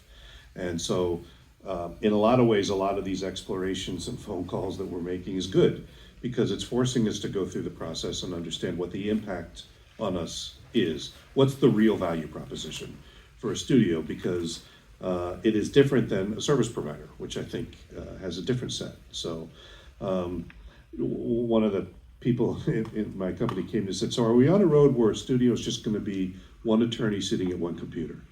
I've said AI is the biggest boon for the legal community. Yeah. Is that what all this is going to be? And, no, it's not, obviously, but that's the level of understanding there is that they think that's the road that we're on. So I think at some level there's an understanding that job skills are going to change and people are going to retool to understand that. But there's been so much of that in the last 15 years in our digital transformation of this industry that I think it's just yet another path to go down for people. And then on the tool side, looking at, the amount of effort required to actually get your, apocalypse. Just looking at the amount of effort, like mine was a very simplistic example compared to that. That was actually, a lot more work. But, when you look at the labor side of this, I know that there's a go after these tools and start to learn them. But when you look at more of the traditional labor, like how difficult do you think that transition is going to be for artists, to pick up these tools, to be able to do those kinds of things? It's a really good question. And that's why I asked it. So I think, it's important to understand that, like, I have a passion for this kind of stuff.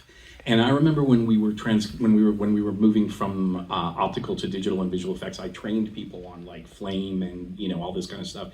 And you gotta have a passion for this stuff. You really do. You can't. We did a job retraining program, and we had people come in saying, "Well, I just need to know what I need to know to make $2,500 a week." And I'm like, "Yeah, you don't need to be here, right?" So basically, a passion for this. I think people who have a passion for technology and a passion for this kind of stuff, and I think really importantly, and that's what I was trying to stress with Apocalypse Now, is domain expertise, right? You have to understand lenses and cameras and all of this. It just doesn't appear out of nowhere, right? I was in the camera department for years. I was a focus puller, right, for a long time. So I mean, ultimately, like, you know, I understand all these things in the core of my being. I think sort of tangentially related, but related to what you guys were talking about is, where is Netflix? Is it that way, that way, that way? It's that way, right? So Sarandos, the grande formaggio, the capo de tutti frutti, over at Netflix this past week said, AI is not going to take your job. Somebody who uses AI well is going to take your job. Okay, and so ultimately I agree with that 1,000%. But, you know, retooling, it's hard. There's gonna, you know, it's, and like, especially with the art department people, and we, you know, who are traditional illustrators, and I love the art department people, like the mad artists and illustrators and on the storyboard people and everything. But it's hard if you can't, you know, you gotta jump in with both feet. And I'm happy, like, I'm volunteering myself. If people want to do a training thing, be happy to help. Yeah, no, I think it's very much, you know, it's a maybe hyper real or hyper version of what we were going through in the animation industry, going from 2D animation into CG. People had to learn new tools in order to do what they were passionate about, or what their core skill set was, right? But it's like colorists learning, you know, going from, you know, photochemical processes into digital processes. It's retraining a skilled person to be able to utilize a tool in a way that they can best adapt to and figure out how to use that tool like a paintbrush. You know, I always like to say that, you know, these tools are like paintbrushes. You know, I may see a paintbrush as, well, it doesn't matter, just pick up a paintbrush and a paint. But no, I have a particular brush and a particular type of paint I use, and I am able to get a result that I know. Same thing with cameras, same thing with, you know, with CG tools, right? It's how you can utilize that tool in order to get an output that you envision in your mind as a creative artist. And I think that's, you know, where this realm is just different for people, because it's not cut from whole cloth, right? You're starting with something, and it's exercising muscles that they didn't necessarily have initially. Well, and speaking to that point, when it comes to design, the artists are, you'll use the tool as a starting point, right? You used it for your rocket front. So there's blending, and there's a total application of the talent, the ability of the person using the tool. And some people, and we do a lot of best practice sharing, because as they're using it, somebody will go, oh, I did this new thing. And, you know, there's like 50 different ways to do some of these things within these tools, you know. So as you become more and more expert in using them, and we have best practice sharing, you know, that's when you start to see the magic happen. But, you know, everybody uses tools differently. And so we have an artist who uses 50 of the Photoshop tools, and he's a maestro who uses them really quickly. And I've got somebody who uses 5, you know, and they'll come similar kinds of results, because it just depends on how it is you're going to use the tool to get the effect you want. Sure. Yeah. And I think in terms of that knowledge sharing, like I said, and I put it in the slide, definitely get on Discord, because there's a community on Discord that is really great, of, you know, that basically shares information and that teaches you about stuff, and it's really good. So you should be on Discord. There's like a Midjourney Discord, and there's a Magnifique Discord, and there's, you know, there's one for each one. So it's really important to get on that. But look, I mean, the other harsh reality, you know, in Lasky's harsh realities, is that not everybody makes it out. Right? Sure. When I switched over from photochemical to, you know, image sensors, not everybody made the transition from loader to data management person. A lot of people left, right? They just couldn't handle it.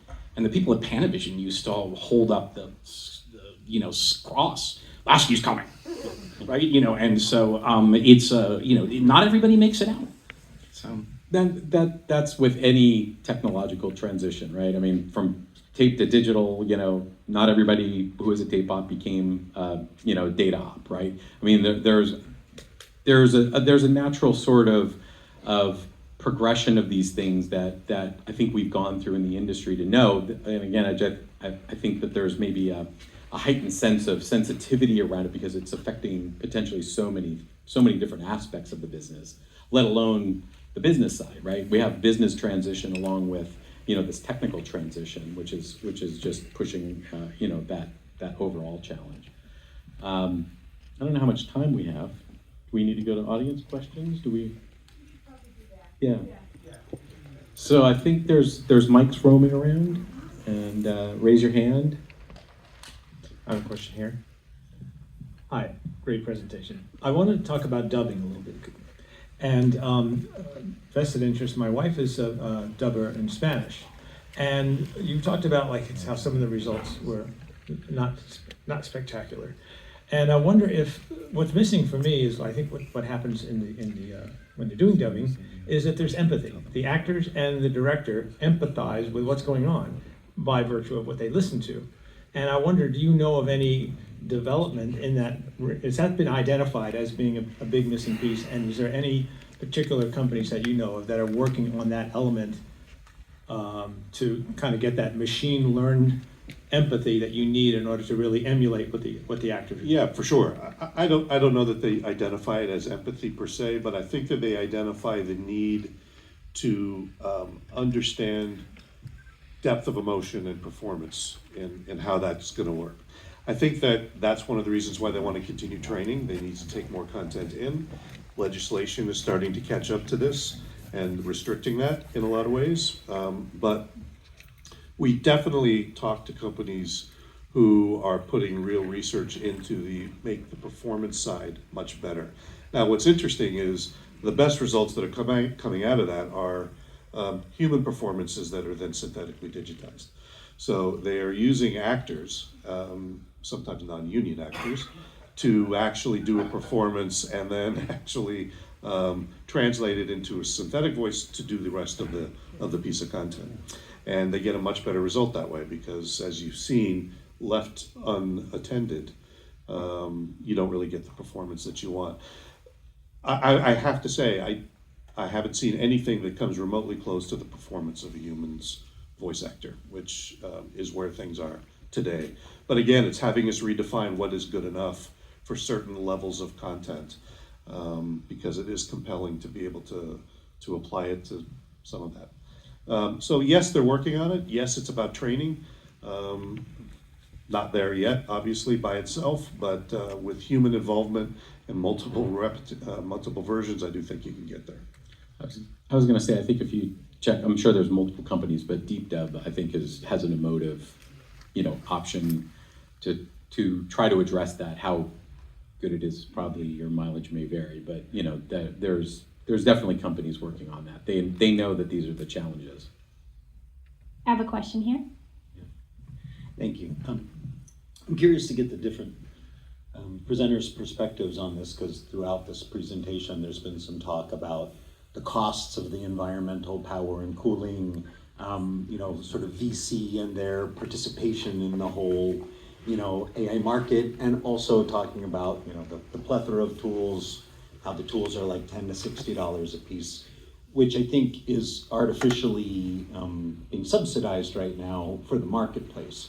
So it's one thing when your artists are paying $10 or $60 a tool, but there've been some reports lately from Wall Street analysts that looking at these companies doing this stuff based on what the cost is and that total addressable market, that no one's going to make any money here for years, if not decades. So what happens with all of these different kind of iterations of AI getting into the industry when a 0 or 2 gets added to the price of each seat? It's a great question. Probably less and less gets used.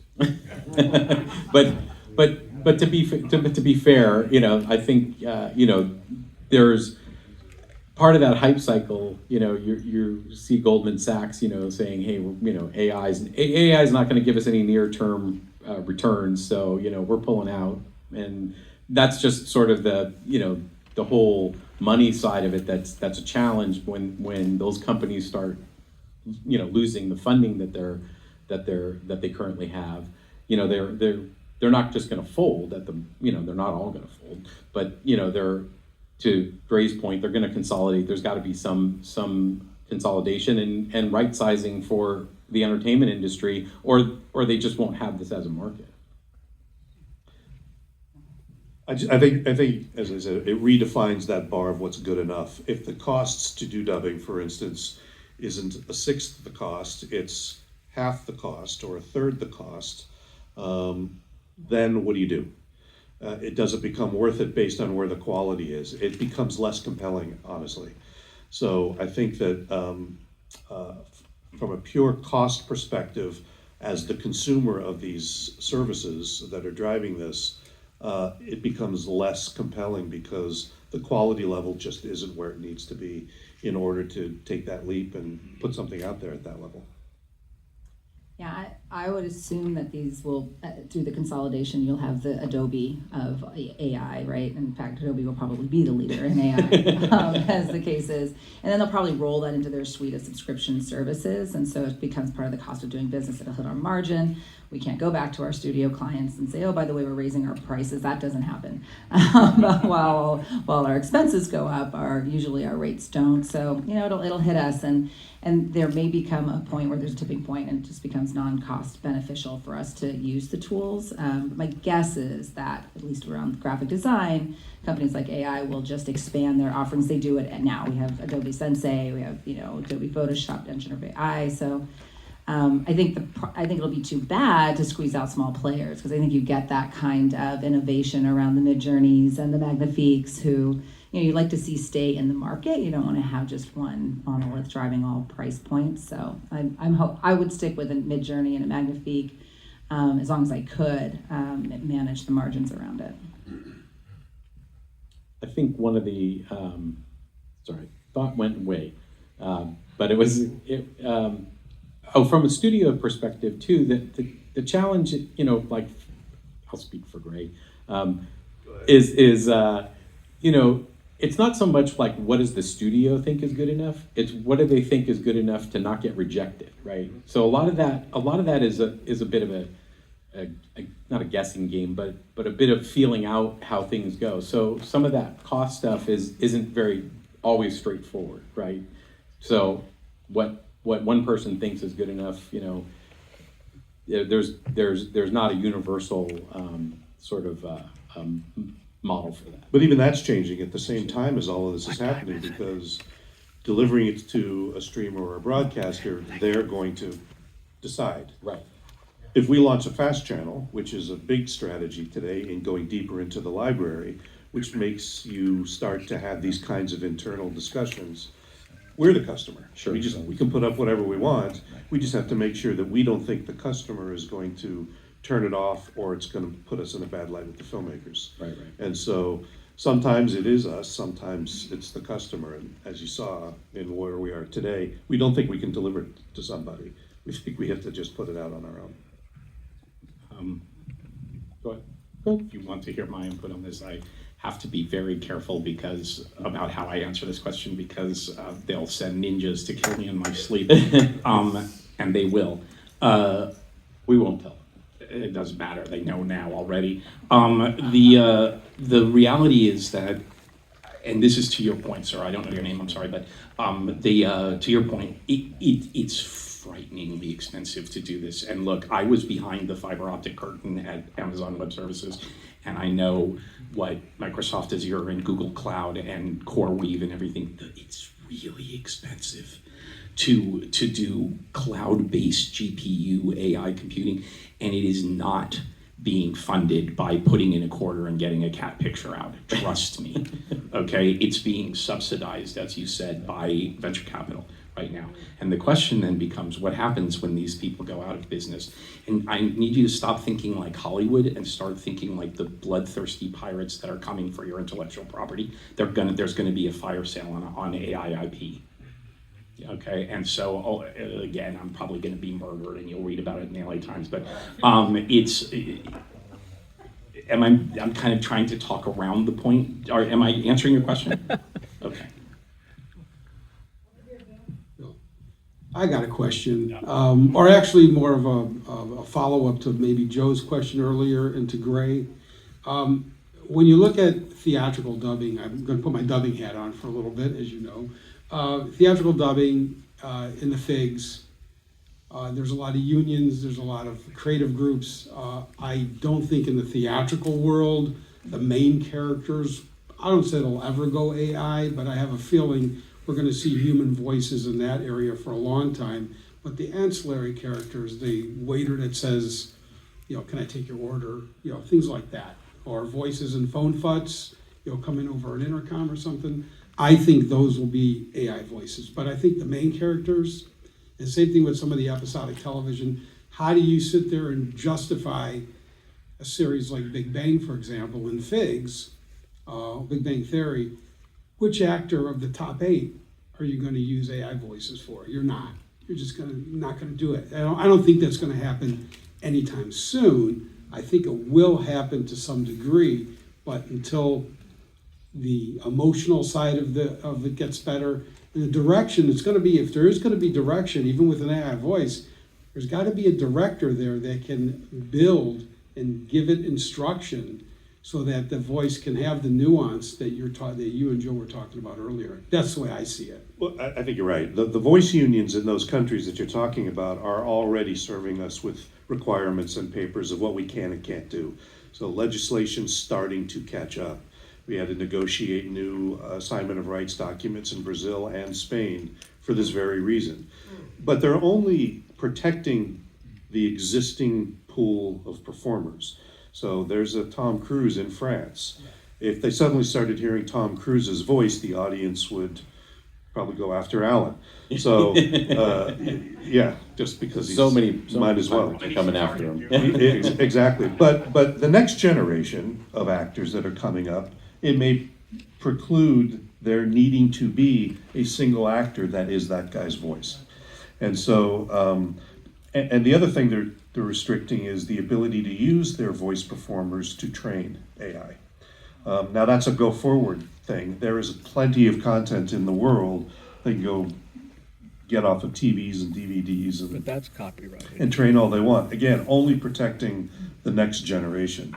I agree with you that I don't think main characters in major scripted motion pictures are going to be replaced by dubbing actors anytime soon, based on what we've seen. We are already seeing ancillary characters being used. We're already seeing it in audio description and unscripted type content. But it's just, for a lot of the reasons we talked about, it's just not there yet. Okay, I think we have time for one more question. I have a question here. Hand raised first. I'd like to just follow up on Alan's noting intellectual property. The Construction Standards Institute had a seminar earlier this year with 2 professors from USC in the architecture school and 2 lawyers. And they seem to think that the use of AI in some, let's say, creative projects will be a sea anchor to the more acceptance of this in the various industries where there's a lot of intellectual property that can be acquired easily but not legally. What are your thoughts of that? You're gonna get me killed.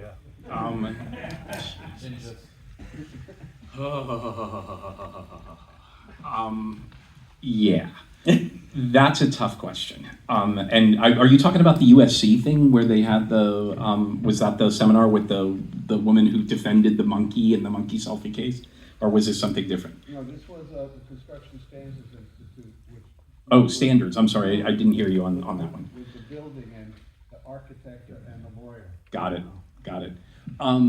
Yeah, it's a tough question, and I mean, again, pardon me for being a tiny bit evasive, but the thing is that I think the answer that we have to really look at why are the studios not suing OpenAI and all of this? Why is that not happening?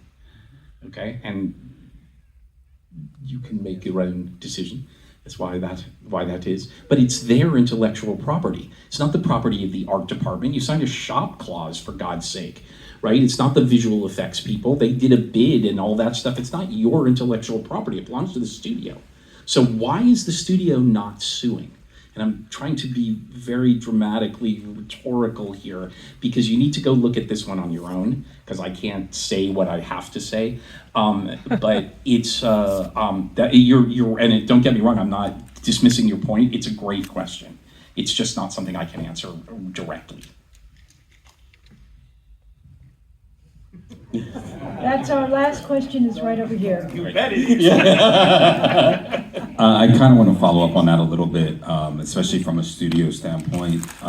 The courts are the shoe that hasn't dropped yet, right? Where they're going to fall on this. I kind of just want to get an idea on when you think, what a timeline might look like, where you think the courts will have created a set of precedents that from a studio standpoint or from the head of an agency standpoint says, okay, we're able to use whatever X set of tools that those precedents make allowable, like a timeline on that. Yeah, who knows? Yeah, I was gonna say same thing. Yeah, who knows? Listen, studios move in geological time. So at some point, I believe that we will get around to testing the courts in this, I think. And there will be plenty of opportunities where we can do that.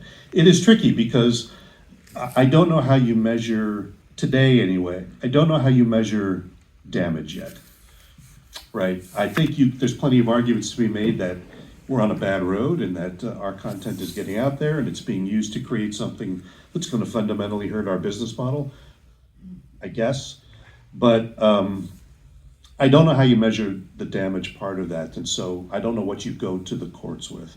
However, I do think that will happen. I do think that there will come an instance where somebody will test it and it will go to a trial and we'll see what happens. But as to timing on that, I don't know when. Right now, I think they view it as a good tool and it might be good for us, and so we should let this play out and see what happens. And we should participate in it, and maybe we should be investing in it. But I don't know that we've understood the level of damage and how that actually affects us yet. So that's probably what's going to drive that model, and I don't know when that shoe drops. Yeah, for likeness is the big L word in graphic design, and talent are heavily IP talent-driven industry.